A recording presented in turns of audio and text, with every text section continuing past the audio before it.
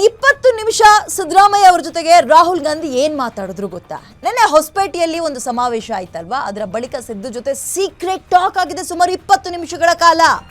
CM ಜೊತೆಗೆ ರಾಹುಲ್ ನಡೆಸಿರುವ ರಹಸ್ಯ ಮಾತುಕತೆಯಾದ್ರೂ ಏನ್ ಗೊತ್ತಾ?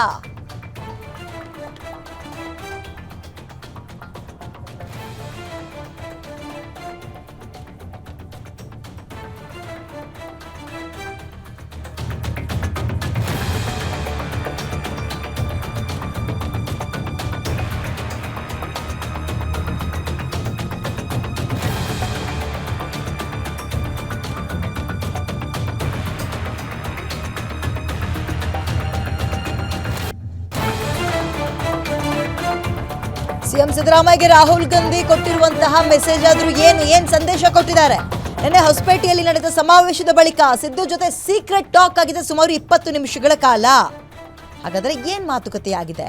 ಆ 20 ನಿಮಿಷ ಒಟ್ಟು 5 ವಿಚಾರಗಳ ಬಗ್ಗೆ ಗಂಭೀರ ಚರ್ಚೆ ನಡೀತು ಅಂತ ಹೇಳಲಾಗ್ತಾ ಇದೆ. ಯಾವುದೋ 5 ವಿಚಾರ.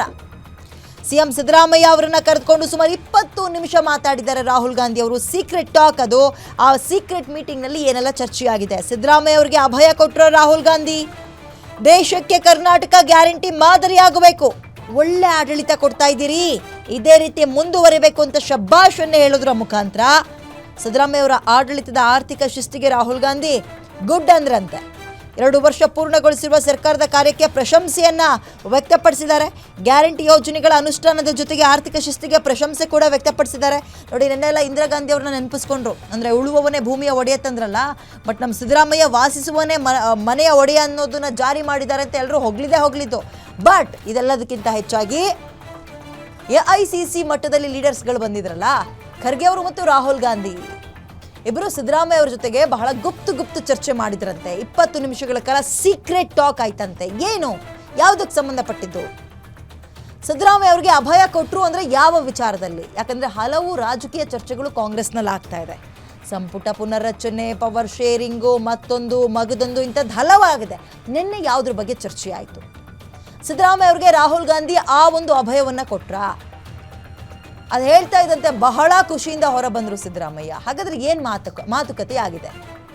ಏನು ಮಾತುಕತೆ ಆಯಿತು? ಬಹಳ ಕುತೂಹಲ ಮೂಡಿಸ್ತಾ ಇದೆ. ನೆನ್ನೆ ಕಾಂಗ್ರೆಸ್ ಸರ್ಕಾರದ 2ನೇ ವರ್ಷದ ಸಂಭ್ರಮಾಚರಣೆಯ ಸಂದರ್ಭದಲ್ಲಿ ರಾಹುಲ್ ಗಾಂಧಿ ಬಹಳ ಶ್ಲಾಘಿಸಿದ್ದಾರೆ ಸಿದ್ದರಾಮಯ್ಯ ಅವರ ಕಾರ್ಯವೈಖರಿಗೆ, ಅವರ ಆಡಳಿತದ ವೈಖರಿಗೆ. ನೆನ್ನೆ ಸುಮಾರು ಹೊತ್ತು ಕಾರ್ಯಕ್ರಮವನ್ನು ನಡೆಸಿದ್ರು. ಇದೀಗ ಅಂದರೆ ಗ್ಯಾರಂಟಿ ಬಗ್ಗೆಯೂ ಕೂಡ ಶ್ಲಾಘನೆ, ಅಂದರೆ ಇಡೀ ದೇಶಕ್ಕೆ ಇದು ಮಾದರಿ ಆಗಬೇಕು ಅಂತ ಕೇಳಿ ಬರ್ತಾ ಇತ್ತಂತೆ. ಇದೆಲ್ಲದರ ನಡುವೆ ಬಹಳ ಕುತೂಹಲ ಮೂಡಿಸ್ತಾ ಇರುವಂಥದ್ದು, ಈ ಗ್ಯಾರಂಟಿ ಎಲ್ಲ ಇಡೋಣ, ಇರಲಿ, ಪಕ್ಕಕ್ಕಿರಲಿ, ಆದರೆ ರಾಜಕೀಯಕ್ಕೆ ಸಂಬಂಧಪಟ್ಟಂತೆ ಸಿದ್ದರಾಮಯ್ಯ ಅವರಿಗೆ ಅದೊಂದು ವಿಚಾರದಲ್ಲಿ ಅಭಯ ಕೊಟ್ಟಿದ್ದಾರಂತೆ. ಯಾವ ವಿಚಾರ? ಇದು ಬಹಳ ಕುತೂಹಲ ಮೂಡಿಸ್ತಾ ಇದೆ. ಹಾಗಾದರೆ ಈ ಅಭಯ ಸಿದ್ದರಾಮಯ್ಯ ಅವರ ವೈರಿ ಬಣಕ್ಕೆ ಅಥವಾ ವೈರಿ ಗುಂಪಿಗೆ ಏನಾದರೂ ಪೆಟ್ಟು ಕೊಡುತ್ತಾ, ಆತಂಕ ತರುತ್ತಾ? ಸಿಎಂಗೆ ರಾಹುಲ್ ಕೊಟ್ಟಿರುವಂತಹ ಮೆಸೇಜ್ ಏನು? ಬಹಳ ಕುತೂಹಲ ಮೂಡಿಸ್ತದೆ. ನಿಮ್ಮ ಗ್ಯಾರಂಟಿ ಸ್ಕ್ರೀನ್ನಲ್ಲಿ ಆ 20 ನಿಮಿಷಗಳ ಕಾಲ ಏನು ಮೆಸೇಜ್, ಅಂದರೆ ಏನು ಮಾತಾಡಿದ್ದಾರೆ ಅನ್ನೋದಕ್ಕೆ ಸಂಬಂಧಪಟ್ಟಂತೆ ನೋಡ್ತಾ ಹೋಗೋಣ.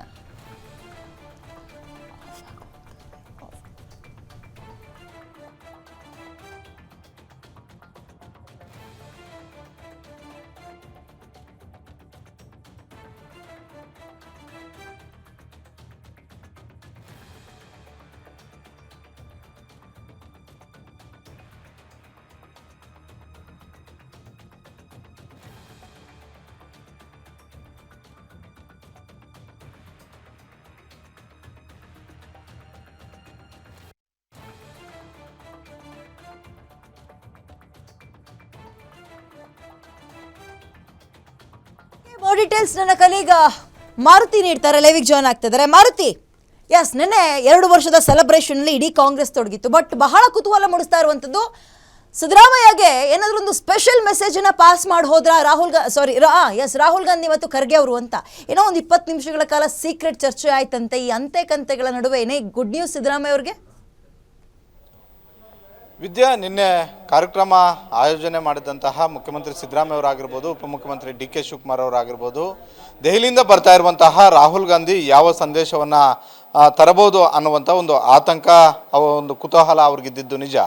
ಆದರೆ ನಿನ್ನೆ ಕಾರ್ಯಕ್ರಮದಲ್ಲಿ ಭಾಳ ಹೊತ್ತಿದ್ರು. ಕಾರ್ಯಕ್ರಮದ ಬಳಿಕ ಪ್ರತ್ಯೇಕವಾಗಿ ಯಾರ ಜೊತೆನೂ ಕೂಡ ಮಾತಾಡಿಲ್ಲ ಅನ್ನುವಂಥ ಒಂದು ಮಾಹಿತಿ ಸಿಕ್ಕಿರುವಂಥದ್ದು.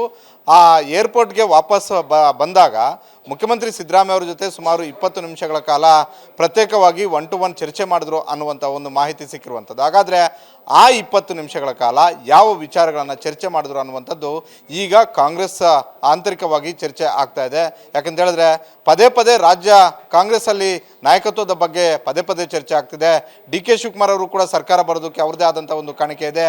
ಹೀಗಾಗಿ ಅವರು ಕೂಡ ಮುಖ್ಯಮಂತ್ರಿ ಆಗಬೇಕು ಅನ್ನುವಂತಹ ಒಂದು ಹೇಳಿಕೆಗಳನ್ನು ಬಹಿರಂಗವಾಗಿ ಕೊಡ್ತಾ ಇದ್ದಾರೆ. ಇಂಥ ಸಂದರ್ಭದಲ್ಲಿ 2 ವರ್ಷಗಳ ಸಾಧನಾ ಸಮಾವೇಶಕ್ಕೆ ಬಂದಿದ್ದಂತಹ ರಾಹುಲ್ ಗಾಂಧಿ ಅವರು ಸಿದ್ದರಾಮಯ್ಯ ಅವರನ್ನು 1-to-1 ಕರ್ಕೊಂಡೋಗಿ ಮಾತಾಡಿದ್ದು ಯಾಕೆ, ಮಾತನಾಡಿದಂತಹ ವಿಚಾರಗಳಾದರೂ ಏನು, ಸಿದ್ದರಾಮಯ್ಯ ಅವರಿಗೆ ಸಂಪೂರ್ಣವಾದಂತಹ ಒಂದು ಅವಕಾಶವನ್ನು ರಾಹುಲ್ ಗಾಂಧಿ ಅವರು ಕೊಟ್ರ ಅನ್ನುವಂಥ ಒಂದು ಚರ್ಚೆ ಈಗ ಆರಂಭ ಆಗಿರುವಂಥದ್ದು. ಸಿದ್ದರಾಮಯ್ಯ ಅವರ ಆಪ್ತ ಮೂಲಗಳು ಹೇಳುವಂಥ ಒಂದು ಮಾಹಿತಿಯ ಪ್ರಕಾರ ನಿನ್ನೆ ರಾಹುಲ್ ಗಾಂಧಿ ಮತ್ತು ಸಿದ್ದರಾಮಯ್ಯ ಅವರು ನಡೆದ ಮಾತುಕತೆಯಲ್ಲಿ ಭಾಳಷ್ಟು 2 ವರ್ಷಗಳಲ್ಲಿ ಅದ್ದೂರಿಯಾಗಿ ಗ್ಯಾರಂಟಿಗಳನ್ನು ಜಾರಿ ಮಾಡಿದಿರಿ. ಈ ಗ್ಯಾರಂಟಿಗಳೇ ಮುಂದಿನ ದಿನಗಳಲ್ಲಿ ದೇಶಾದ್ಯಂತ ಚರ್ಚೆ ಆಗಬೇಕು ಅನ್ನುವಂಥದ್ದು. ಈಗ ಯಾವುದೇ ರಾಜ್ಯದಲ್ಲಿ ಚುನಾವಣೆ ನಡೆದರೂ ಕೂಡ ಅನಿವಾರ್ಯವಾಗಿ ಕಾಂಗ್ರೆಸ್ ಸೇರಿದಂತೆ ಎಲ್ಲ ಪಕ್ಷಗಳು ಕೂಡ ಗ್ಯಾರಂಟಿಗಳನ್ನು ಮುಂದಿಟ್ಕೊಂಡೇ ಚುನಾವಣೆಗೆ ಹೋಗ್ತಾ ಇದ್ದಾವೆ. ಹೀಗಾಗಿ ಆ ಒಂದು ಟ್ರೆಂಡನ್ನು ಸೆಟ್ ಮಾಡಿದ್ದು ಕರ್ನಾಟಕ. ಮುಂದೆ ಇದನ್ನು ಹೆಚ್ಚು ಹೆಚ್ಚು ಪ್ರಚಾರ ಮಾಡಬೇಕು, ಇದನ್ನು ಯಶಸ್ವಿಯಾಗಿ ಜಾರಿ ಮಾಡಬೇಕು ಅನ್ನುವಂಥದ್ದು ಒಂದು. ಜೊತೆಗೆ ಮುಖ್ಯಮಂತ್ರಿ ಸಿದ್ದರಾಮಯ್ಯ ಅವರಿಗೆ ಇನ್ನೂ ಕೂಡ ವರ್ಚಸ್ಸು ಕಡಿಮೆ ಆಗಿಲ್ಲ ಅನ್ನುವಂಥ ಒಂದು ವಿಚಾರಗಳನ್ನು ನಿನ್ನೆ ನಡೆದಂತಹ ಮಾತುಕತೆಯಲ್ಲಿ ಪ್ರಸ್ತಾಪ ಮಾಡಿದ್ರು ಅನ್ನುವಂಥದ್ದು. ಹೀಗಾಗಿ ಮುಂದಿನ ದಿನಗಳಲ್ಲಿ ಕಾಂಗ್ರೆಸ್ ಹೈಕಮಾಂಡ್ ನಿಮ್ಮ ಜೊತೆ ಇರುತ್ತೆ, ಆದರೆ ಇನ್ನಷ್ಟು ಆಡಳಿತವನ್ನು ಗಟ್ಟಿ ಮಾಡಿ, ಇನ್ನಷ್ಟು ಗಟ್ಟಿಯಾಗಿ ಆಡಳಿತವನ್ನು ಮಾಡಿ ಅನ್ನುವಂಥ ಒಂದು ಸೂಚನೆ ಮತ್ತು ಸಲಹೆಗಳನ್ನು ರಾಹುಲ್ ಗಾಂಧಿ ಅವರು ಸಿದ್ದರಾಮಯ್ಯ ಅವರಿಗೆ ಕೊಟ್ಟರು ಅನ್ನುವಂಥ ಒಂದು ಮಾಹಿತಿ ಸಿಕ್ಕಿರುವಂಥದ್ದು. ಹೀಗಾಗಿ ನಿನ್ನೆ 2 ವರ್ಷಗಳ ಸಾಧನಾ ಸಮಾವೇಶಕ್ಕೆ ಬರ್ತಿರುವಂಥ ರಾಹುಲ್ ಗಾಂಧಿ ಅವರು ನನಗೆ ಯಾವ ರೀತಿಯಾದಂಥ ಒಂದು ಸಂದೇಶವನ್ನು ಕೊಡಬಹುದು, ಅದು ಸಿಹಿ ಆಗಿರ್ಬೋದಾ ಇಲ್ಲವೇ ಕಹಿ ಆಗಿರ್ಬೋದಾ ಅನ್ನುವಂಥ ಒಂದು ಆತಂಕದಲ್ಲಿ ಸಿದ್ದರಾಮಯ್ಯ ಅವರು ಇದ್ದಿದ್ದು ನಿಜ. ಆದರೆ ರಾಹುಲ್ ಗಾಂಧಿ ಹಾಗೂ ಸಿದ್ದರಾಮಯ್ಯ ಅವರ ಮಧ್ಯೆ ನಡೆದಂತಹ ಮಾತುಕತೆಯಲ್ಲಿ ಬಹುತೇಕ ಸಿದ್ದರಾಮಯ್ಯ ಅವರಿಗೆ ಆ ರೀತಿಯಾದಂಥ ಒಂದು ನೆಗೆಟಿವ್ ಮಾತುಗಳು ಯಾವುದೂ ಕೂಡ ಬಂದಿಲ್ಲ. ಸಂಪೂರ್ಣವಾಗಿ ಅವರ ಆಡಳಿತಕ್ಕೆ ಸಂಬಂಧಪಟ್ಟಂತೆ ಪಾಸಿಟಿವ್ ಮಾತುಕತೆ, ಜೊತೆಗೆ ಇನ್ನಷ್ಟು ದಿನಗಳ ಕಾಲ ಅವ್ರಿಗೆ ಅಧಿಕಾರದಲ್ಲಿ ಮುಂದುವರಿತೀರಾ ಅನ್ನುವಂಥ ಒಂದು ರೀತಿಯಲ್ಲಿ ಅವರ ಮಾತುಗಳು ಇದ್ದು ಅನ್ನುವಂಥದ್ದು. ಹೀಗಾಗಿ ಸದ್ಯಕ್ಕೆ ರಾಜ್ಯ ಕಾಂಗ್ರೆಸ್ ಸರ್ಕಾರದ ರಾಜಕಾರಣದಲ್ಲಿ ನಾಯಕತ್ವ ಬದಲಾವಣೆ ಸದ್ಯದ ಮಟ್ಟದಲ್ಲಿ ಚರ್ಚೆಗೆ ತೆರೆ ಬೀಳುವಂತಹ ಎಲ್ಲ ಸಾಧ್ಯತೆಗಳು ಕೂಡ ಇದ್ದಾವೆ ಅನ್ನುವಂಥದ್ದು. ಆ 20 ನಿಮಿಷಗಳಲ್ಲಿ ನಡೆದಂತಹ ಮಾತುಕತೆಯಲ್ಲಿ ಈ ವಿಚಾರಗಳು ಪ್ರಸ್ತಾಪ ಆದವು ಅನ್ನುವಂಥ ಒಂದು ಮಾಹಿತಿ ಸಿಕ್ಕಿರುವಂಥದ್ದು. ವಿದ್ಯಾ, ಓಕೆ ಭಾರತಿ, ಈಗ ಎಲ್ಲ ಗುಡ್ ಕಾಂಪ್ಲಿಮೆಂಟ್ಗಳು ಒಂದು ರೀತಿ CM ಕುರ್ಚಿಯನ್ನು ವಿಸ್ತರಿಸೋದ್ರ ಬಗ್ಗೆ ಹಿಂಟ್ ಹೈಕಮಾಂಡ್ ಕಡೆಯಿಂದ ಸಿದ್ದರಾಮಯ್ಯ ಅವರಿಗೆ ಬಂದಿದೆ ಅಂತ ಅಂದ್ಕೊಳ್ಳೋದಾದ್ರೂ ಕೂಡ ಅದು DK ಪಾಲಿಗೆ ಹೇಗೆ? ಹಾಗಾದ್ರೆ DK ಅವರ ವಿಚಾರ ಏನು? ಈ ಒಂದು 2 ವರ್ಷದ ಅಧಿಕಾರದಲ್ಲಿ ಅವರ ಪಾತ್ರ ಏನು ಹಾಗಾದ್ರೆ? ಇಲ್ಲ, ಖಂಡಿತ DK ಶಿವಕುಮಾರ್ ಅವರು ಮುಖ್ಯಮಂತ್ರಿ ಆಗಬೇಕು ಅಂತ ಹೇಳ್ತಿದ್ದಾರೆ. ಜೊತೆಗೆ DK ಶಿವಕುಮಾರ್ ಅವ್ರಿಗೂ ಕೂಡ ಮುಖ್ಯಮಂತ್ರಿ ಆಗುವಂತಹ ಎಲ್ಲ ಅರ್ಹತೆಗಳು ಕೂಡ ಇದ್ದಾವೆ. 2023ರ ವಿಧಾನಸಭಾ ಚುನಾವಣೆಯಲ್ಲಿ ಕೇವಲ ಸಿದ್ದರಾಮಯ್ಯ ಅವರು ಒಬ್ಬರೇ ಆಗಿದ್ರೆ ಕಾಂಗ್ರೆಸ್ 136 ಸ್ಥಾನಗಳು ಗೆಲ್ಲೋದಕ್ಕೆ ಆಗ್ತಿರ್ಲಿಲ್ಲ. ಒಂದು ಕಡೆ ಸಿದ್ದರಾಮಯ್ಯ ಅವರ ವರ್ಚಸ್ಸು, ಮತ್ತೊಂದು ಕಡೆ ಸಂಘಟನಾತ್ಮಕವಾಗಿ DK ಶಿವಕುಮಾರ್ ಅವರು ಮಾಡಿದಂಥ ಒಂದು ಸ್ಟ್ರಾಟಜಿ, ಎರಡೂ ಸಮ್ಮಿಲನಗಳ ಹಿನ್ನೆಲೆಯಲ್ಲೇ ಕಾಂಗ್ರೆಸ್ ಪಕ್ಷ 224 ವಿಧಾನಸಭಾ ಕ್ಷೇತ್ರಗಳ ಪೈಕಿ 136 ಸ್ಥಾನಗಳು ಗೆಲ್ಲೋದಕ್ಕೆ ಕಾರಣ ಆಗಿದ್ದು. ಹೀಗಾಗಿ ಪದೇ ಪದೇ ನಾನು ಹೇಳ್ತಾ ಇರುವಂಥದ್ದು, ಈ ಬಾರಿ ಸರ್ಕಾರ ಬರೋದು, ಕಾಂಗ್ರೆಸ್ ಸರ್ಕಾರ ಬರೋದಕ್ಕೆ ಸಿದ್ದರಾಮಯ್ಯ ಅವರ ಪಾತ್ರ ಎಷ್ಟಿದೆಯೋ DK ಶಿವಕುಮಾರ್ ಅವರ ಪಾತ್ರವೂ ಕೂಡ ಅಷ್ಟೇ ಇದೆ. ಆದರೆ 136 ಸ್ಥಾನಗಳು ಬಂದ ಬಳಿಕ DK ಶಿವಕುಮಾರ್ ಅವರ ಜೊತೆ ಎಷ್ಟು ಶಾಸಕಗಳಿದ್ರು, ಸಿದ್ದರಾಮಯ್ಯ ಅವರ ಜೊತೆ ಎಷ್ಟು ಶಾಸಕರು ಇದ್ರು ಅನ್ನುವಂಥದ್ದನ್ನು ಆಧಾರವಾಗಿ ಇಟ್ಕೊಂಡೆ ಅವತ್ತು ಸಿದ್ದರಾಮಯ್ಯ ಅವರನ್ನು ಮುಖ್ಯಮಂತ್ರಿ ಅಂತ ಕಾಂಗ್ರೆಸ್ ಹೈಕಮಾಂಡ್ ಘೋಷಣೆ ಮಾಡಿರುವಂಥದ್ದು. ಈಗ 2 ವರ್ಷ ಕಂಪ್ಲೀಟ್ ಆಗಿರೋದ್ರಿಂದ ಸಹಜವಾಗಿ DK ಶಿವಕುಮಾರ್ ಅವರು ನನಗೂ ಕೂಡ ಒಂದು ಅವಕಾಶವನ್ನು ಮಾಡಿಕೊಡ್ಬೇಕು ಅನ್ನುವಂಥ ಪಟ್ಟನ್ನು ಕಾಂಗ್ರೆಸ್ ಹೈಕಮಾಂಡ್ ಮುಂದೆ ಇಡ್ತಿರುವಂಥದ್ದು. ಹಿಂದೆ ಹಲವು ಬಾರಿ ಮಲ್ಲಿಕಾರ್ಜುನ ಖರ್ಗೆ ಅವರನ್ನಾಗಿರ್ಬೋದು, ಸೋನಿಯಾ ಗಾಂಧಿ ಅವರನ್ನಾಗಿರ್ಬೋದು, ರಾಹುಲ್ ಗಾಂಧಿ ಅವರನ್ನು DK ಶಿವಕುಮಾರ್ ಅವರು ಭೇಟಿ ಮಾಡಿದಾಗ ಇದೇ ವಿಚಾರವನ್ನು ಪದೇ ಪದೇ ಪ್ರಸ್ತಾಪ ಮಾಡಿದ್ದು. ಕಳೆದ 5 ವರ್ಷಗಳ ಕಾಲವೂ ಕೂಡ ಸಿದ್ದರಾಮಯ್ಯ ಅವರು ಸಂಪೂರ್ಣ ಅವಧಿಗಿದ್ರು. ಈ ಬಾರಿನೂ ಕೂಡ ಅವರಿಗೆ ಮೊದಲ ಅವಧಿ ಸಿಕ್ಕಿದೆ. ಈಗ ನನಗೆ ಉಳಿಕೆ ಅವಧಿಗೆ ನನಗೆ ಅವಕಾಶವನ್ನು ಮಾಡಿಕೊಡ್ಬೇಕು ಅನ್ನುವಂತಹ ಒಂದು ಮನವಿಯನ್ನು DK ಶಿವಕುಮಾರ್ ಅವರು ಮಾಡ್ತಿರುವಂಥದ್ದು. ಆದರೆ ಇವತ್ತಿಗೂ ಕೂಡ ಶಾಸಕರ ಸಂಖ್ಯೆಯನ್ನು ನಾವು ನೋಡಿದ್ದೆ ಆದರೆ DK ಶಿವಕುಮಾರ್ ಅವರ ಜೊತೆಗಿರುವ ಶಾಸಕರ ಸಂಖ್ಯೆಗಿಂತಲೂ ಕೂಡ ಹೆಚ್ಚು ಶಾಸಕರು ಸಿದ್ದರಾಮಯ್ಯ ಅವರ ಪರ ಇದ್ದಾರೆ. ಹೀಗಾಗಿ ಸಿದ್ದರಾಮಯ್ಯ ಅವರನ್ನು ಮನವೊಲಿಸಿ, ಸಿದ್ದರಾಮಯ್ಯ ಅವರನ್ನು ಒಪ್ಪಿಸಿ ಆ ಅವಕಾಶವನ್ನು DK ಶಿವಕುಮಾರ್ ಅವರಿಗೆ ಕಾಂಗ್ರೆಸ್ ಹೈಕಮಾಂಡ್ ಕೊಡಬೇಕಾಗಿರುವಂಥ ಒಂದು ಪರಿಸ್ಥಿತಿ ಇರುವಂಥದ್ದು. ಹೀಗಾಗಿ ಸಿದ್ದರಾಮಯ್ಯವರನ್ನ ಪರಿಗಣಿಸಬೇಕು. ಯಾಕಂತ ಹೇಳಿದ್ರೆ ಇಡೀ ರಾಜ್ಯಾದ್ಯಂತ 224 ವಿಧಾನಸಭಾ ಕ್ಷೇತ್ರದಲ್ಲಿ ತನ್ನದೇ ಆದಂತಹ ಒಂದು ವೋಟ್ ಬ್ಯಾಂಕನ್ನು ಸಿದ್ದರಾಮಯ್ಯವರು ಇಟ್ಕೊಂಡಿದ್ದಾರೆ. ಹೀಗಾಗಿ ಮುಂದಿನ ದಿನಗಳಲ್ಲಿ ಕಾಂಗ್ರೆಸ್ಗೆ ಡ್ಯಾಮೇಜ್ ಆಗದೇ ಇರುವಂಥ ಒಂದು ರೀತಿಯಲ್ಲಿ ನಾಯಕತ್ವ ಬದಲಾವಣೆ ಮಾಡಿದ್ದೆ ಆದರೆ ಆ ರೀತಿಯಾದಂಥ ಒಂದು ಸ್ಟ್ರಾಟಜಿಯನ್ನು ಕಾಂಗ್ರೆಸ್ ಹೈಕಮಾಂಡ್ ಮಾಡಲೇಬೇಕಾಗಿರುವಂಥ ಒಂದು ಪರಿಸ್ಥಿತಿಯಲ್ಲಿದೆ. ಸದ್ಯದ ಮಟ್ಟಿಗೆ ರಾಜ್ಯ ಕಾಂಗ್ರೆಸ್ ಸರ್ಕಾರದ ನಾಯಕತ್ವ ಅಷ್ಟು ಸುಲಭವಾಗಿ ಹಸ್ತಾಂತರ ಆಗುತ್ತೆ ಅನ್ನುವಂತಹ ಒಂದು ವಾತಾವರಣ ಕಾಣಿಸ್ತಿಲ್ಲ.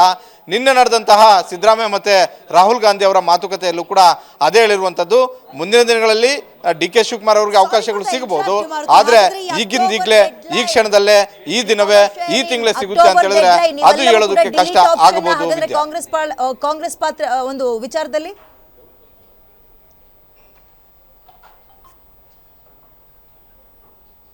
ಅಕ್ಟೋಬರ್ ಡೆಡ್ ಲೈನ್ ಇವೆಲ್ಲವೂ ಕೂಡ ಡಿಲೀಟ್ ಆಗೋಯ್ತಾ? ಹಾಗಾದ್ರೆ ಈ ಒಂದು 20 ನಿಮಿಷದ ಮಾತುಕತೆ ಮುಖಾಂತರ ಅಂತ ಕುತೂಹಲ ಮಾರುತಿ. ಇಲ್ಲ, ಅದನ್ನು ನಾವು ಆ ರೀತಿಯಾಗಿ ನೇರವಾಗಿ ಹೇಳೋಕ್ಕಾಗೋದಿಲ್ಲ. ಅಕ್ಟೋಬರಲ್ಲಿ ಏನೂ ಬದಲಾವಣೆನೇ ಆಗೋದಿಲ್ಲ, DK ಶಿವಕುಮಾರ್ ಅವ್ರಿಗೆ ಅವಕಾಶಗಳೇ ಸಿಗೋದಿಲ್ಲ, ಸಿದ್ದರಾಮಯ್ಯ ಅವರನ್ನು ಇಳಿಸೇ ಬಿಡ್ತಾರೆ ಅಂತ ಹೇಳೋದಕ್ಕೆ ಆಗೋದಿಲ್ಲ. ಯಾಕಂತ ಹೇಳಿದ್ರೆ ರಾಜಕಾರಣ ಯಾವಾಗಲೂ ಕೂಡ ನಿಂತ ನೀರಿನಂತೆ ಇರೋದಿಲ್ಲ, ಅದು ಹರಿಯುತ್ತಿರುವ ಒಂದು ರೀತಿಯಲ್ಲಿ ಹರಿಯುತ್ತಿರುವ ನೀರು ಯಾವ ರೀತಿಯಾಗಿರುತ್ತೋ ಆ ರೀತಿ. ರಾಜಕಾರಣ ಇವತ್ತು ಒಂದು ರೀತಿ ಆಗಿರ್ಬೋದು, ನಾಳೆ ಒಂದು ರೀತಿ ಆಗುತ್ತೆ, ಇನ್ನು 15 ದಿನಕ್ಕೆ ಬೇರೆ ಯಾವುದೋ ಬದಲಾವಣೆಗಳಾಗ್ತವೆ. ಹೀಗಾಗಿ DK ಶಿವಕುಮಾರ್ ಅವರು ಕೂಡ ನಿನ್ನೆ ರಾಹುಲ್ ಗಾಂಧಿ ಸಿದ್ದರಾಮಯ್ಯವರ ಮಾತುಕತೆ ಆಡಿದ್ರು, ನಾನು ಸುಮ್ಮನೆ ಕೂರಬೇಕು ಅಂತ ಲೆಕ್ಕಾಚಾರ ಹಾಕ್ಕೊಂಡು ಸುಮ್ಮನೆ ಕೂರೋದಿಲ್ಲ. ಸಹಜವಾಗಿ DK ಶಿವಕುಮಾರ್ ಅವರು ಕಳೆದ 2 ವರ್ಷಗಳಿಂದ ಯಾವ ಪ್ರಯತ್ನಗಳನ್ನು ಮಾಡಿದಾರೋ ಕಾಂಗ್ರೆಸ್ ಹೈಕಮಾಂಡ್ ಮುಂದೆ ಈಗಲೂ ಕೂಡ ಅದನ್ನೇ ಮಾಡ್ತಾರೆ. ಮುಂದಿನ ಅಕ್ಟೋಬರ್ ಆಗಿರ್ಬೋದು, ಡಿಸೆಂಬರ್ ಆಗಿರ್ಬೋದು, ಮುಂದಿನ ದಿನಗಳಲ್ಲಿ ನನಗೆ ಅವಕಾಶ ಮಾಡಿಕೊಡ್ಬೇಕು ಅನ್ನುವಂಥ ಒಂದು ಪಟ್ಟಣ ಹಿಡಿತಾರೆ. ಸಿದ್ದರಾಮಯ್ಯ ಅವ್ರಿಗೆ ಇರೋದೇನು ಅಂತ ಹೇಳಿದ್ರೆ, ಈ ಹಿಂದೆ 7 ವರ್ಷ 6 ತಿಂಗಳ ಕಾಲ ದೇವರಾಜ್ ಅರಸು ಅವರು ಕರ್ನಾಟಕ ಅಂತ ಹೊಸ ಹಳೆ ಮೈಸೂರು ರಾಜಕಾರಣ ಮೈಸೂರು ಕರ್ನಾಟಕದಿಂದ ಹಿಡಿದು ಕರ್ನಾಟಕ ಅಂತ ಹೆಸರು ಘೋಷಣೆ ಆದ ಬಳಿಕ ಕರ್ನಾಟಕದಲ್ಲಿ ಸುದೀರ್ಘವಾಗಿ ಆಡಳಿತ ನಡೆಸಿರುವಂಥದ್ದು ದೇವರಾಜ್ ಅರಸು.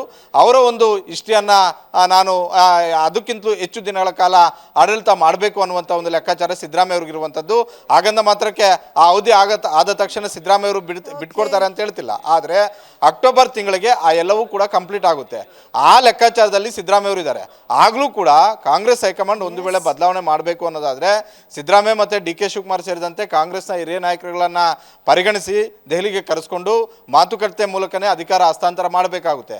ಒಂದು ವೇಳೆ ಆ ರೀತಿ ಆಗದೇ ಇದ್ದರೆ ಬೇರೆ ಬೇರೆ ರಾಜ್ಯಗಳಲ್ಲಿ, ಪಂಜಾಬ್ ಸೇರಿದಂತೆ ಬೇರೆ ಬೇರೆ ರಾಜ್ಯಗಳಲ್ಲಿ ಕಾಂಗ್ರೆಸ್ ಯಾವ ರೀತಿಯಾಗಿ ಕಾಂಗ್ರೆಸ್ ಹೈಕಮಾಂಡ್ ಕೈ ಸುಟ್ಕೊಳ್ತೋ ಅದೇ ರೀತಿ ಕರ್ನಾಟಕದಲ್ಲೂ ಕೂಡ ಕೈ ಸುಟ್ಕೊಳ್ಬೇಕಾಗುತ್ತೆ. ಆದರೆ ಕರ್ನಾಟಕದಲ್ಲಿ ಆ ಪರಿಸ್ಥಿತಿಯನ್ನು ಕಾಂಗ್ರೆಸ್ ಹೈಕಮಾಂಡ್ ಮಾಡಿಕೊಳ್ಳುತ್ತೆ ಅಂತ ನನಗೇನು ಅನ್ನಿಸ್ತಿಲ್ಲ. ಯಾಕಂತ ಹೇಳಿದ್ರೆ ಇಡೀ ದೇಶಕ್ಕೆ ನಾವು ಕಂಪೇರ್ ಮಾಡ್ಕೊಳ್ಳಿದ್ದೆ ಆದರೆ ಇವತ್ತು ದೇಶದಲ್ಲಿ ಒಂದಷ್ಟು ಸಂಘಟನಾತ್ಮಕವಾಗಿ ಸ್ಟ್ರಾಂಗ್ ಆಗಿರುವಂಥದ್ದು ಕರ್ನಾಟಕದಲ್ಲಿ. ಅದರಲ್ಲಿ DK ಶಿವಕುಮಾರ್ ಅವರ ಪಾತ್ರವೂ ಕೂಡ ಇದೆ, ಸಿದ್ದರಾಮಯ್ಯ ಅವರ ಪಾತ್ರವೂ ಕೂಡ ಇದೆ, ಮಲ್ಲಿಕಾರ್ಜುನ್ ಖರ್ಗೆ ಅವರ ಪಾತ್ರವೂ ಕೂಡ ಇದೆ, ಅದೇ ರೀತಿ ಹಲವು ಕಾಂಗ್ರೆಸ್ನ ಹಿರಿಯ ನಾಯಕರುಗಳ ಪಾತ್ರವೂ ಕೂಡ ಇದೆ.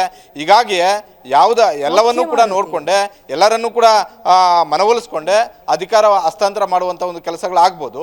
ಆದರೆ ನಿನ್ನೆ ನಡೆದಂತಹ ಮಾತುಕತೆಯಲ್ಲಿ ಸಕಾರಾತ್ಮಕವಾಗಿ ಸಿದ್ದರಾಮಯ್ಯ ಅವರ ಪರವಾಗಿ ರಾಹುಲ್ ಗಾಂಧಿ ಅವರು ಇದ್ದರು ಅನ್ನುವಂಥದ್ದು ಸದ್ಯದ ಮಟ್ಟಿಗೆ ಸಿದ್ದರಾಮಯ್ಯ ಅವರ ಬದಲಾವಣೆ ಅಷ್ಟು ಸುಲಭವಾಗಿ ಆಗುವಂತಹ ಲಕ್ಷಣಗಳು ಕಾಣ್ತಾ ಇಲ್ಲ. ಸಿದ್ದರಾಮಯ್ಯ ಅವರು ಕೂಡ ಇನ್ನಷ್ಟು ದಿನಗಳು ಮುಂದುವರಿಬಹುದು. ಮುಂದಿನ ದಿನಗಳಲ್ಲಿ DK ಶಿವಕುಮಾರ್ ಅವರು ದೆಹಲಿಯ ಮಟ್ಟದಲ್ಲಿ ವರ್ಚಸ್ಸು ಹೆಚ್ಚಿಸ್ಕೊಂಡ್ರೆ ಅಲ್ಲಿ ಅವರ ಮಾತುಗಳಿಗೆ ಹೆಚ್ಚು ಮನ್ನಣೆ ಸಿಕ್ಕಿದೆ ಆದರೆ ಆಗ ಅವಕಾಶಗಳು ಸಿಗುವಂತಹ ಎಲ್ಲ ಸಾಧ್ಯತೆಗಳು ಕೂಡ ಇರ್ತವೆ. ವಿದ್ಯಾ, ಧನ್ಯವಾದ ಡೀಟೇಲ್ಸ್ಗೆ.